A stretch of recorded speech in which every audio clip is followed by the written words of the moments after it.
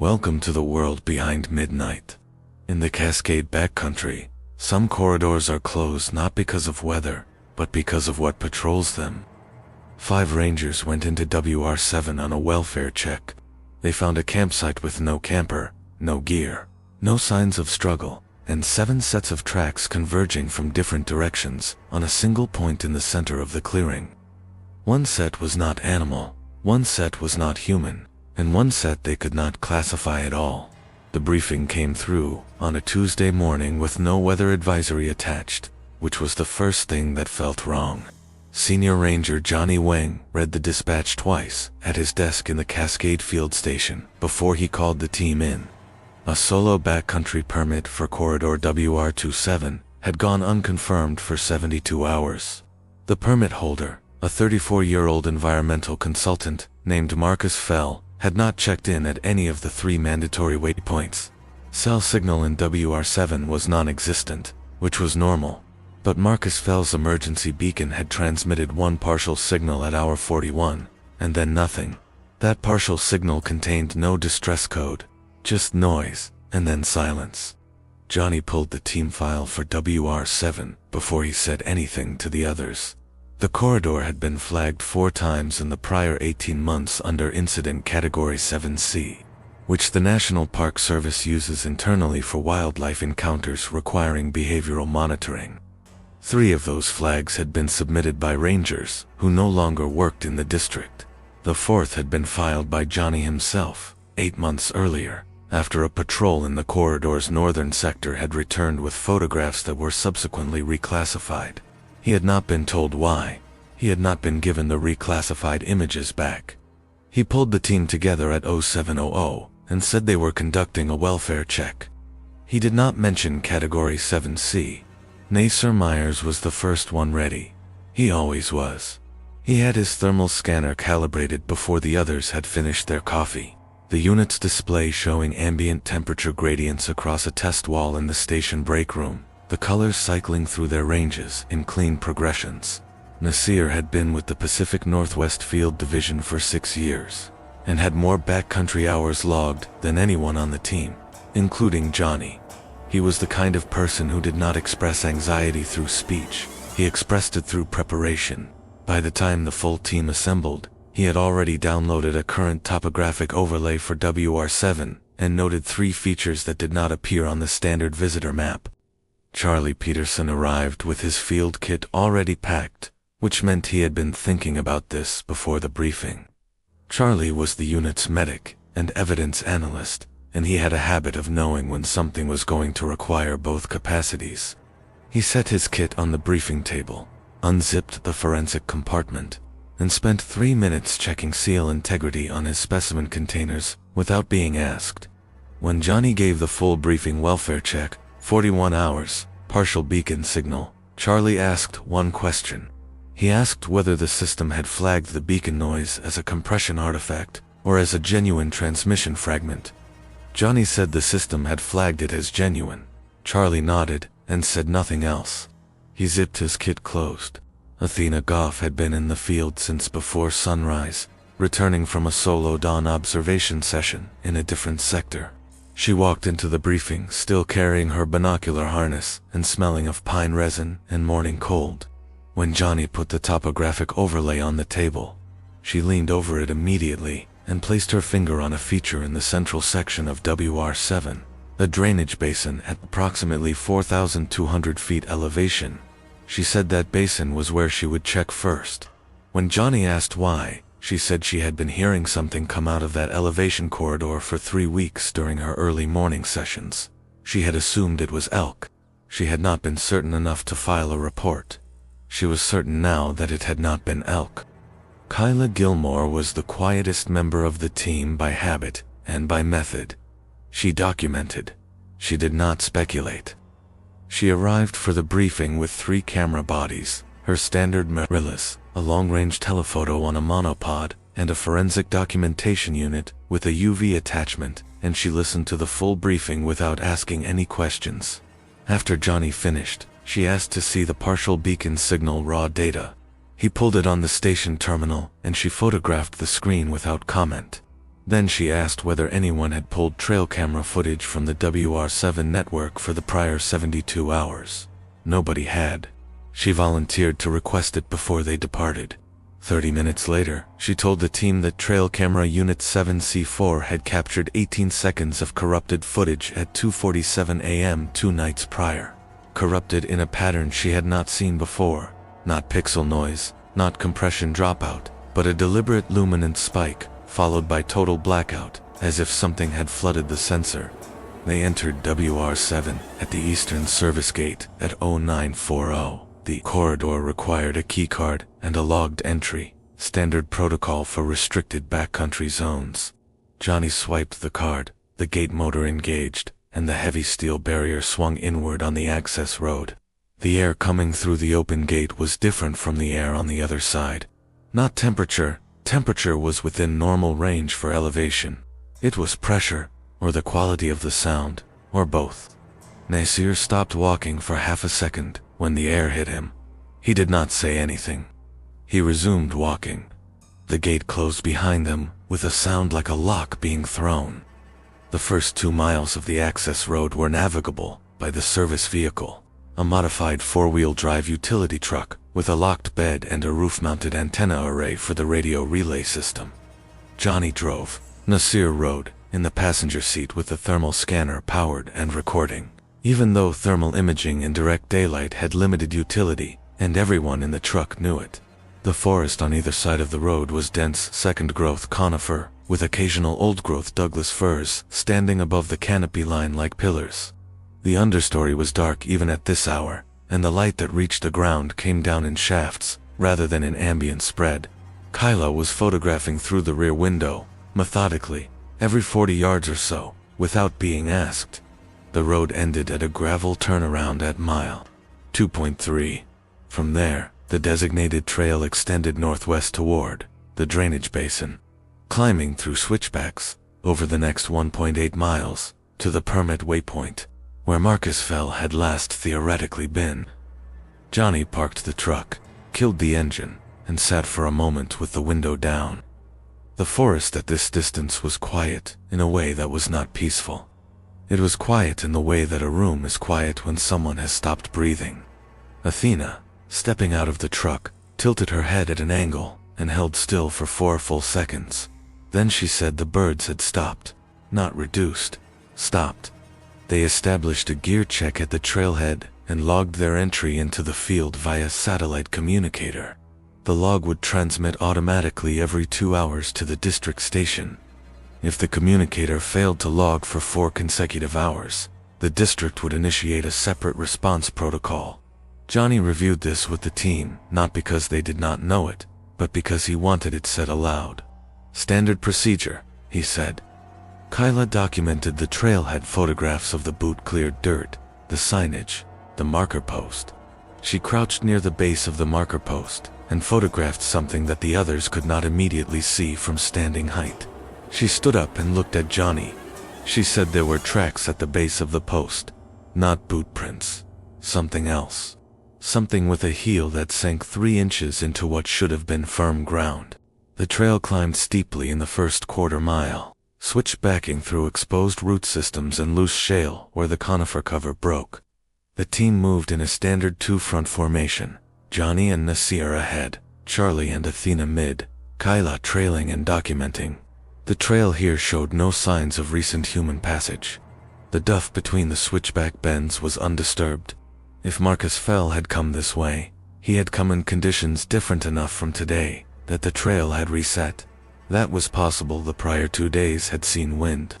It was also possible that Marcus Fell had not come up the trail at all. Nobody said this. Everybody thought it. Nasir picked up the first thermal anomaly at 1.1 miles from the trailhead. The scanner flagged a heat signature in the tree line 60 meters to the left of the trail, at ground level, too large for a bird. Too still for most quadrupeds, with an internal temperature reading that the scanner displayed as 101.4 degrees Fahrenheit, human body temperature. Nasir stopped the column and showed Johnny the reading without speaking. Johnny looked at the coordinates, looked at the tree line, and raised his radio to call out an identification challenge to whoever was at that location. His voice was steady and professional. No response came. The heat signature did not move. It remained motionless in the scanner display for 40 seconds, then dropped to ambient temperature in under 3 seconds. Not like a person walking away, like a candle being blown out. Charlie knelt where the scanner had marked the position and examined the ground for 4 minutes without standing. He found compressed duff in a roughly bipedal footprint pattern, 2 impressions, asymmetric, the left print shallower than the right, both with a distinctive toe-forward loading pattern inconsistent with human ambulation.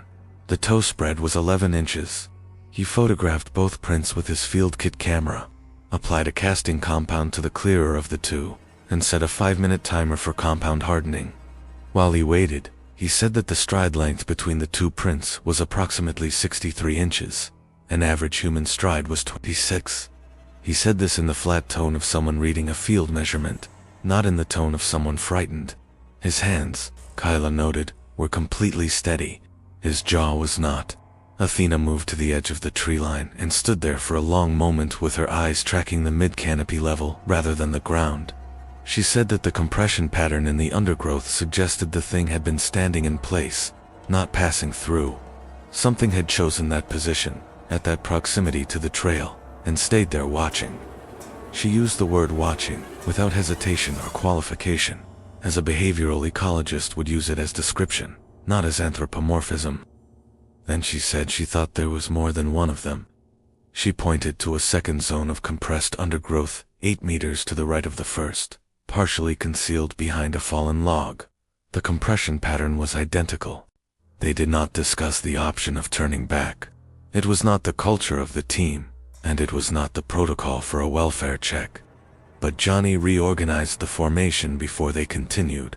He put Nasir and the thermal scanner at the front, and asked Athena to move to the rear rather than the middle, so that she could observe behind the column while Nasir observed ahead. He asked Charlie to keep the forensic kit accessible. He asked Kyla to switch to continuous burst documentation mode, and to photograph both sides of the trail, not only points of interest. She had already done this. He said nothing further. The column moved up slowly. Marcus Fell's campsite was not where the permit said it would be. Permit coordinates had placed his designated camp at a flat bench on the northwest side of the drainage basin, a standard site used by backcountry visitors and marked with a regulation bear box on a steel post.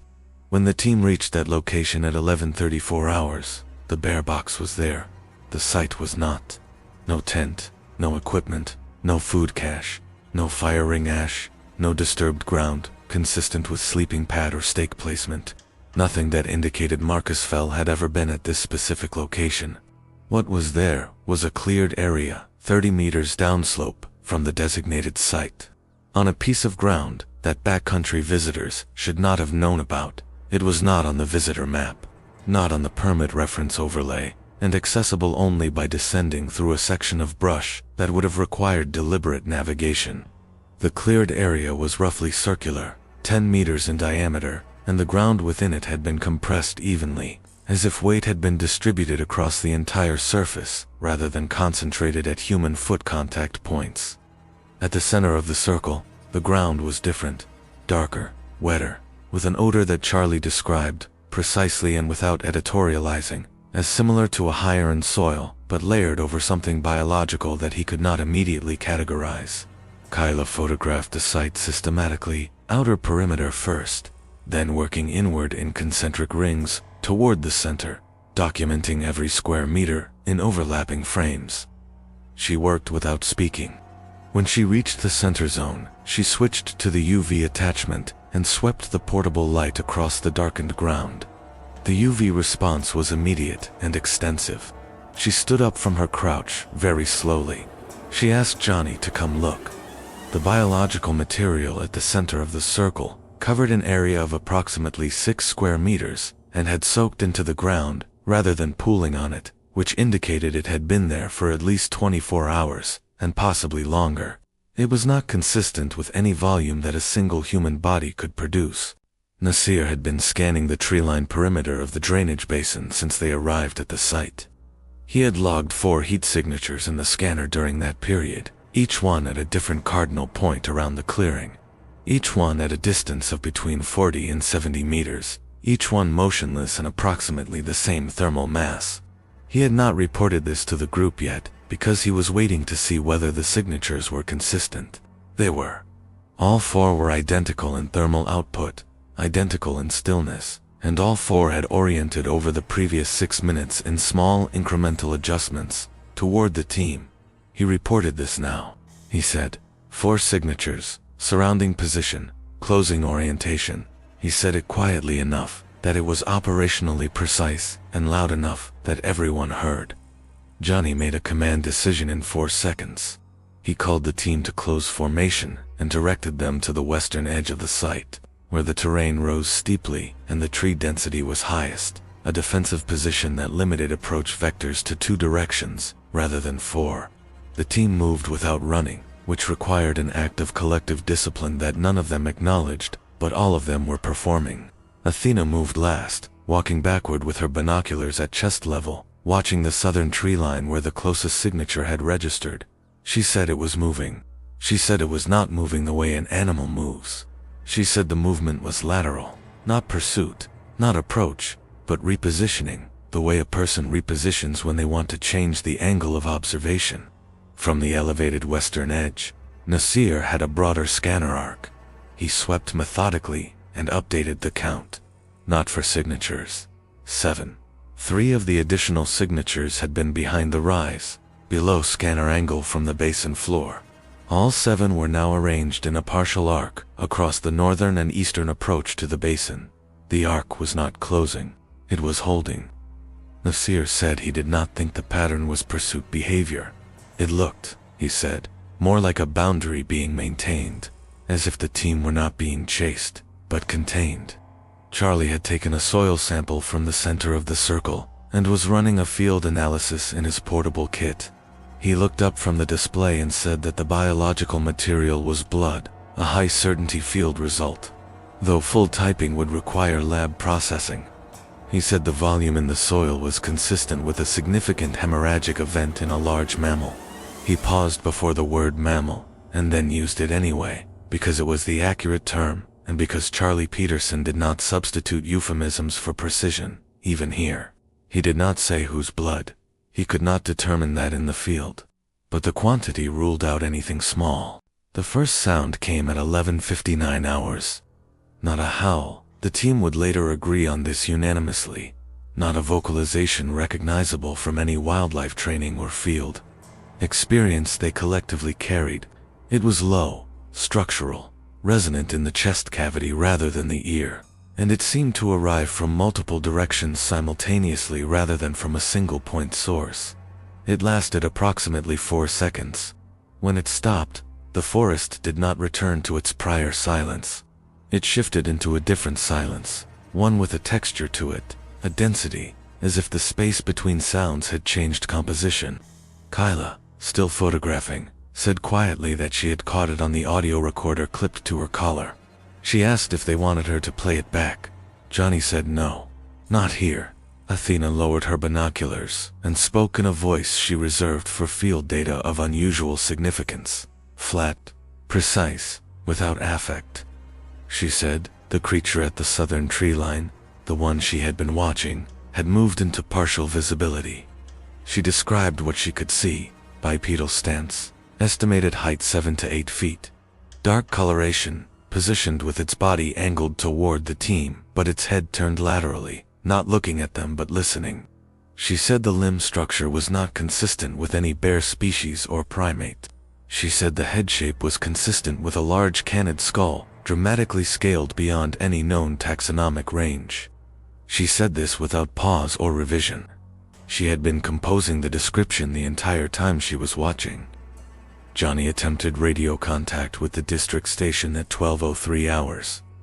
The radio returned static on 2 frequencies and a strange, rhythmic interference on the third, not white noise. Not standard signal degradation, but a patterned obstruction, as if the interference was being generated locally. Nasir identified it as a possible ultrasonic source effect, something producing sound in a range adjacent to the radio frequency that was creating the pattern. He said he had read about this phenomenon in no context he could currently call professional. He said animals did not do this. He said this with his eyes on the scanner display and not on the team, and the sentence landed in the group without anyone responding. Kyla found Marcus Fell's camera at 12:14 hours. Not his body, his camera. A mid-range mirrorless unit that she recognized by manufacture and lens combination as matching the equipment registered on his permit documentation. It was at the base of a spruce tree, 11 meters inside the northern tree line. Lens up, strap intact, no physical damage visible. She did not touch it. She photographed it in place, measured its distance from the site center, and called Charlie over. Charlie bagged it, using forensic protocol, full seal, labeled. Kyla said the lens was clean, no condensation, no debris. She said someone had set it down carefully, not dropped it. She said the strap was coiled beside it, not tangled, not loose. She said that meant someone had taken the strap off first. The second sound came at 12:21 hours and was different from the first. Shorter, higher, still below standard hearing threshold for complete perception, but this time directional, from the north. From where Marcus Fell's camera had been found, Athena grabbed Johnny's arm, which she had never done in 6 years of working together, and pointed north without speaking. Something was standing at the edge of the tree line in full daylight, not concealed, not retreating, standing, with a stillness that was not the stillness of an animal deciding whether to flee. It was the stillness of something that did not feel the need to decide. It was taller than Athena's estimate. Nasir had the scanner on it within 3 seconds and read the height against the tree trunks flanking the creature's position. 9 feet, 2 inches. The thermal output was extreme, not human, normal, not feverish, but a core temperature the scanner placed at 104.8 degrees Fahrenheit across the full body surface, without the cooling differential that mammals normally show at extremities. It was radiating heat evenly from every surface. Nasir said that was not physiologically possible for anything he could name. The creature did not move. Its pale gray eyes, visible even at this distance, were fixed on a point between the rangers rather than on any individual person. It was not looking at them. It was looking at the space they collectively occupied. This was the Alpha. Nobody needed to say this. The 7 signatures in Nazor's scanner had adjusted position the moment it appeared, pulling back fractionally, reorganizing into a tighter arc behind and to either side of the Alpha's position, the way subordinates adjust to a principal's entry into a space. The pack was behind it. The pack had been maintaining the boundary. The Alpha had come to look, and now it had looked long enough, and it opened its mouth, not in a vocalization, but in what a field ecologist would classify as a threat display, and what everyone present experienced as something colder than a threat, a declaration, and its jaw extended beyond any anatomical range that the team's combined expertise could account for, lined with teeth that were wrong in their number, wrong in their geometry, wrong in the way that something is wrong when it has been engineered for a purpose, rather than shaped by ecology. Johnny gave the withdrawal order at 12:24 hours. Not retreat, withdrawal. The distinction mattered to him, and he used the correct word.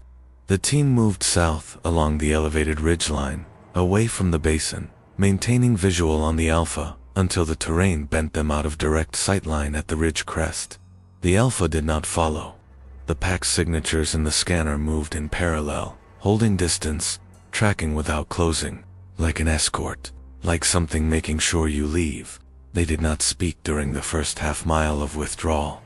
The scanner stayed on, and Nasir kept his eyes on the display, reading the pack positions without commentary except for the single observation, delivered at minute 3, that the signatures were no longer advancing. They were receding, moving back into the basin interior as the team moved away from it. Athena watched the rear. Kyla photographed the trail behind them as they moved. Charlie walked with his hand resting on his field kit, as if he were holding something inside it still, which he was. Marcus Fell's camera, in its forensic bag, sealed, labeled, recorded. The silence in the forest had not lifted. They were now 1.5 miles from the basin, and the birds had not returned. The wind through the conifers sounded normal. Everything else was a subtraction. Athena said this to no one in particular, that the avian absence was extending far beyond the immediate contact zone, which was not consistent with standard flight response in passerine species. Disturbance-based flight response produces a ring of silence around the disturbance point that closes back in within minutes, as the animals assess the threat level and habituate. This silence was not closing, it was extending, as if whatever had established it had not left. At mile 1.2 from the basin, Nasir stopped walking.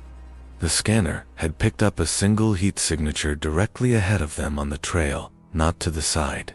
Not in the tree line, but on the trail itself, at a distance of approximately 90 meters. The signature was smaller than the pack members, significantly smaller, human-scaled. Nasir ran the temperature reading, 98.6 degrees Fahrenheit. He looked at Johnny. Johnny looked at the trail ahead, which curved slightly to the right and then straightened, the target zone not yet visible to the naked eye. He asked Nasir for a confidence level on the human scale classification. Nasir said hi. Johnny called out a standard identification challenge. For 6 seconds, there was nothing. Then, a voice, barely audible, called back. Marcus Fell was sitting against a tree trunk 20 meters off the right side of the trail, which explained why he had not been visible before the trail curved. He was alive. He had no visible injuries that the team could identify from initial assessment, no lacerations, no obvious fractures, no blood on his clothing or hands. He was conscious and responded to his name. But his eyes were tracking incorrectly, moving in small, rapid oscillations, rather than fixating, the way eyes move when the vestibular system is disrupted. And he was not cold, despite having been in the backcountry for 72+ hours in temperatures that should have placed him in mild hypothermic risk. His skin was dry, his pupils were asymmetric. When Johnny crouched in front of him and asked what had happened, Marcus Fell looked somewhere past Johnny's left shoulder and said he had to go back. He said they had shown him something. He said he needed to go back and finish looking at it. Charlie ran a neurological field screen, while Athena crouched beside Marcus and spoke to him in the steady, non-alarming cadence she used with distressed wildlife, not as condescension, but because she understood that something overwhelmed responds to tone before content. Marcus answered some questions and deflected others. He answered his name, the date before this trip began, his home city. He could not answer what day it currently was. He could not describe what he had seen in the basin. Not because he was refusing, his face showed active effort, but because something in the processing chain between memory and language appeared interrupted. Charlie looked at Johnny over Marcus's head and made a small gesture that meant, "We need to move him now." Kyla documented Marcus's position and condition before they moved him, not coldly, but because documentation was her function, and because she understood that what she recorded here might be the only objective account that survived whatever process the reporting system would run this incident through. She photographed his location against the tree, the ground around him, his hands, his boots, his eyes. She photographed the direction he kept looking, not toward the trail, not toward the basin, but at a 40-degree angle northeast, into a section of forest that contained nothing visible. She noted the direction in her log. She did not know what it meant. She recorded it because she did not know what it meant. They reached the service vehicle at 13:41 hours. The truck was where they had left it, undisturbed, locked. Nasir scanned the immediate area with the thermal unit before Johnny unlocked it. The scan returned clean. Whatever had been out there was either gone or had moved beyond scanner range. Charlie got Marcus fell into the rear seat and began a more comprehensive assessment as Johnny started the engine. Marcus was cooperative but kept trying to look out the rear window, toward the forest, toward the basin, toward something in the northeast corridor that he could not name and could not stop orienting toward. Charlie gently redirected his attention. Marcus complied for approximately 30 seconds at a time, then drifted back. Nasir ran a final scan from the turnaround before Johnny put the truck in drive. The drainage basin zone was 2 miles northeast, at the extreme edge of the scanner's effective range. Partially resolved into the thermal noise floor, he caught something, or thought he did. One signature, larger than the pack members, positioned at the highest point of the basin rim, where the ridgeline gave a clear sightline down the access road. Nasir looked at it for 4 seconds. Then the signal degraded into noise and was gone. He did not report it. He closed the scanner cover. He told Johnny the scan was clean and they could move. He did not know, and would not know, whether what he had seen was the Alpha watching them leave, or a scanner artifact at maximum range, or something else that had no category yet. He put the scanner in his bag and looked at the road ahead. The access road out of WR-7 felt longer than the road in.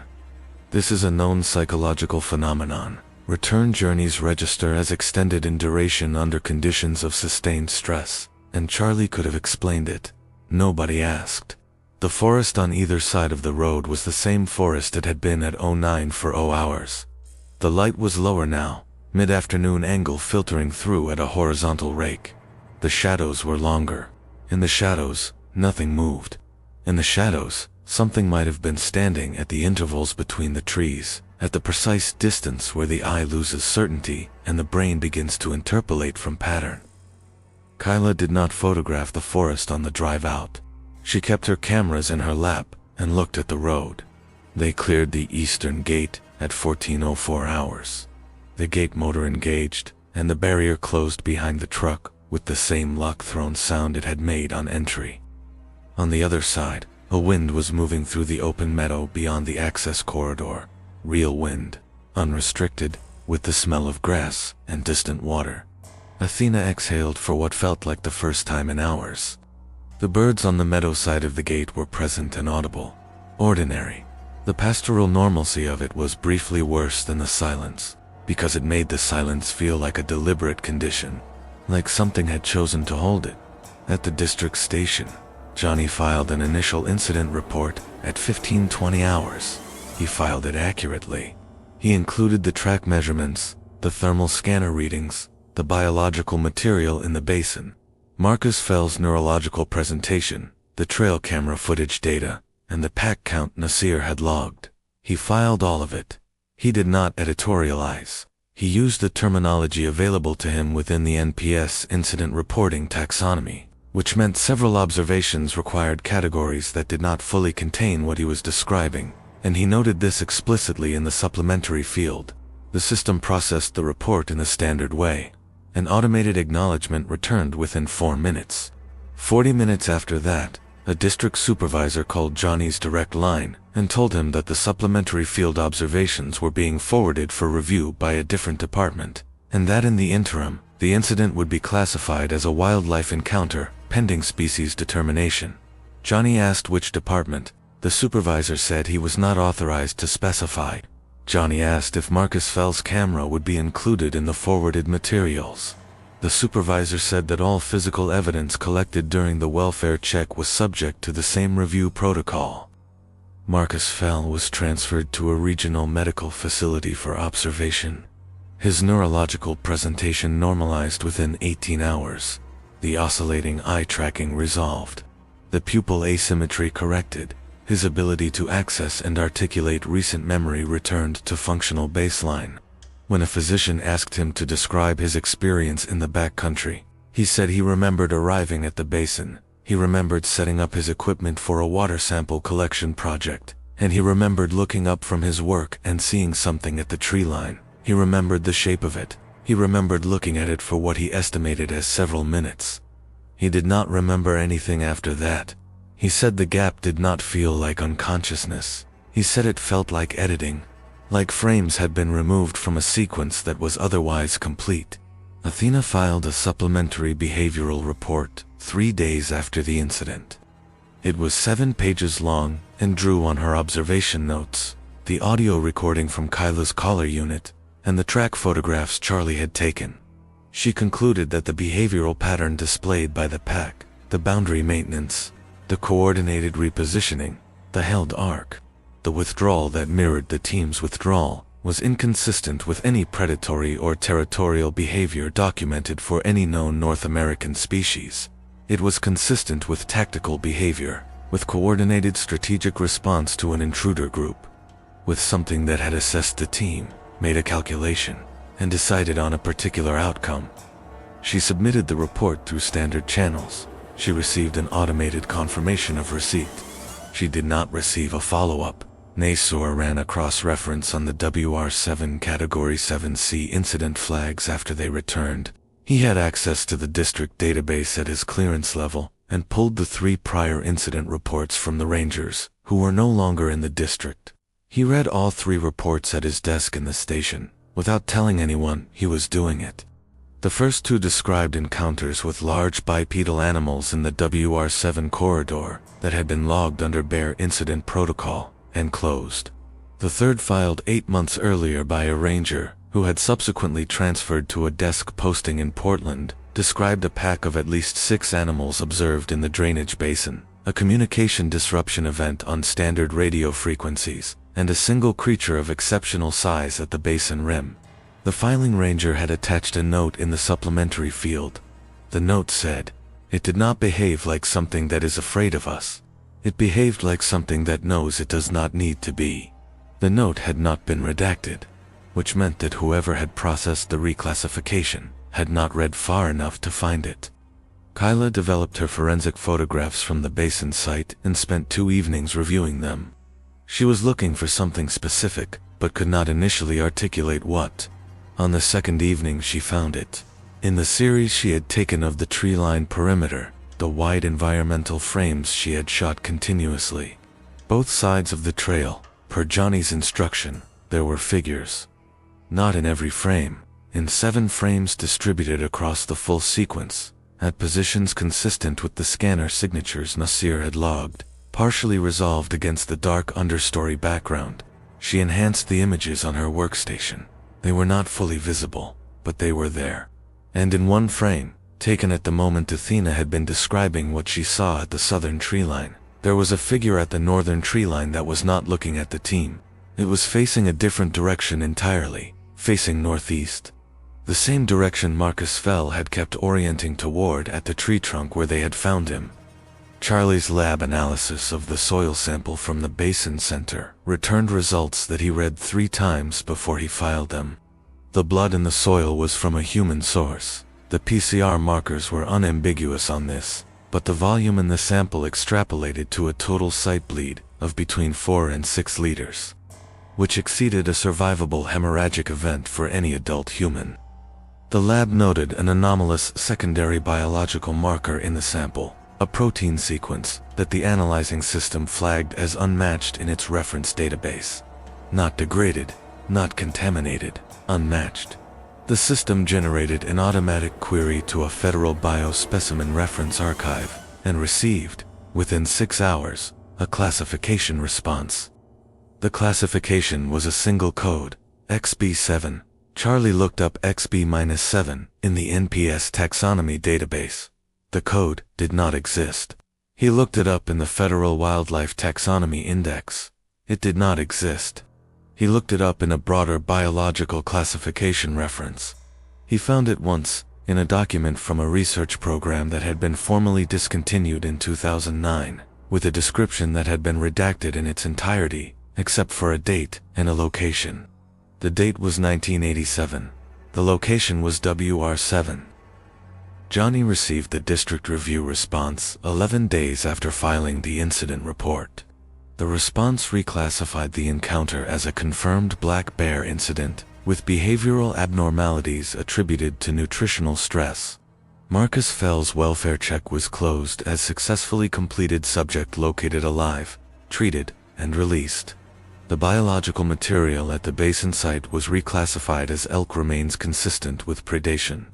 The thermal scanner data was noted as instrument error under high canopy conditions. The pack count was reclassified as scanner artifact multiplication, a known fault mode.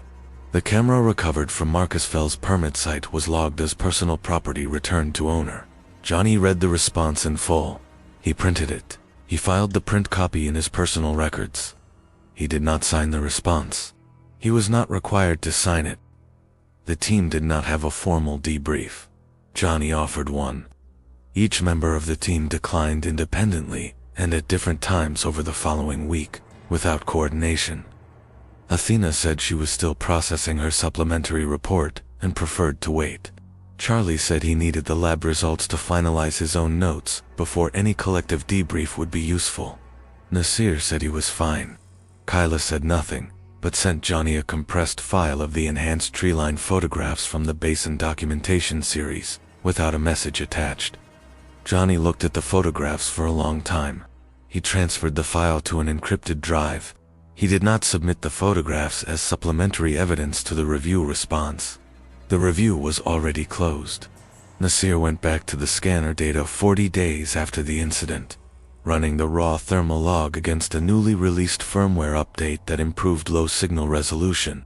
The update cleaned noise from the far-range readings and resolved several previously ambiguous signatures. The signature at the basin rim, the one Nasir had seen at extreme range as they were leaving, the one he had reported as clean, the one he had carried quietly since, resolved under the improved processing into a clear, unambiguous thermal profile. Large, distinctly biological, oriented toward the access road. He extracted the timestamp. It was not from when they were leaving. It was from 09 for 1 hour, 1 minute after they had entered the gate on arrival.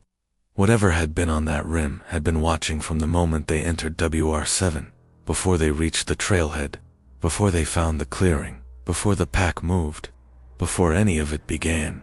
Athena returned to early morning observation sessions in the adjacent sector 2 weeks after the incident. Not WR-7, the sector immediately east, bordering the restricted corridor. She told herself it was routine monitoring. She set up at the same position she had used for 3 weeks before the welfare check, the position from which she had heard something in the WR-7 elevation corridor, and assumed it was elk. On the third morning, before sunrise, the sound came again. The same low structural resonance, arriving in the chest before the ears. She held completely still. She did not raise her binoculars. She did not reach for her recorder. She sat with her back against a large tree and breathed slowly and waited for it to stop. It stopped after 6 seconds. The birds did not return for 22 minutes. She drove back to the station without logging an observation report. She stared at the blank report field on her terminal for 11 minutes. She closed the window without filing. Marcus Fell returned to his work 3 weeks after discharge. He took a position reviewing environmental impact reports from a desk in Seattle. Not field work, not backcountry. His colleagues noted that he had developed a habit of looking northeast out of his office window at intervals throughout the working day, particularly in the late afternoon. He was not aware he was doing it. When a colleague pointed it out, he stopped. He stopped for 4 days.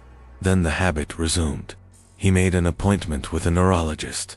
The neurologist found nothing clinically relevant. He did not tell the neurologist about the basin. He did not tell anyone about the basin. He told himself he remembered very little.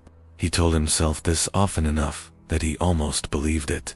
The WR-7 access gate keycard logs show that the gate was accessed twice in the 60 days following the welfare check.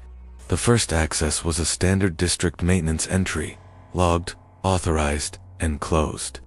The second was logged at 3:17 a.m. on a date 12 days after the maintenance entry. The keycard used for the second access was registered to a ranger who had transferred out of the district 11 months prior. The gate log was discovered during a routine audit. The audit report noted the anomalous access and flagged it for review. The review was assigned to the same department that had processed Johnny's incident report. The audit file was closed 6 days later. No findings were recorded. No follow-up was initiated. The gate log for that night, as of the audit close date, is listed in the district system as corrupted beyond recovery. Johnny returned to WR-7 once. He did not tell the team. He did not log the entry. He used a physical bypass on the gate mechanism that he had known about for years and never used. He went in the daytime, in full gear, alone. He walked to the drainage basin. The basin was unchanged. The clearing at the center was overgrown in the way that a month's worth of regrowth produces, not fully erased, still visible to a trained eye as a compressed zone, but no longer raw. The blood in the soil was gone, absorbed, distributed. The forest around the basin was quiet. Not the held, textured silence of their visit, a different quiet. The ordinary quiet of a place between events. Johnny stood at the basin rim for a long time. He did not see anything. He did not hear anything. He walked out, alone. He had taken one photograph at the basin rim. Not of the basin, of the access ridge to the northeast, where Nasir's scanner had resolved the Alpha's position in the refined thermal log.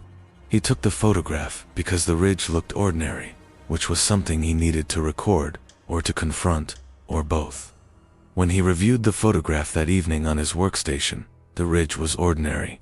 Trees, sky, the clean geometry of the ridgeline against cloud cover. He looked at the photograph for 5 minutes. Then he expanded a section near the ridgeline, the shadow zone beneath the first row of mature firs. He looked at what was in the shadow zone. He reduced the image. He closed the workstation. He left the station and drove home without eating. He did not open the photograph again. He did not delete it. The district issued a new access protocol for WR-7 60 days after the welfare check. Under the new protocol, solo entry into the corridor was prohibited. Entry by teams of fewer than 4 personnel was prohibited.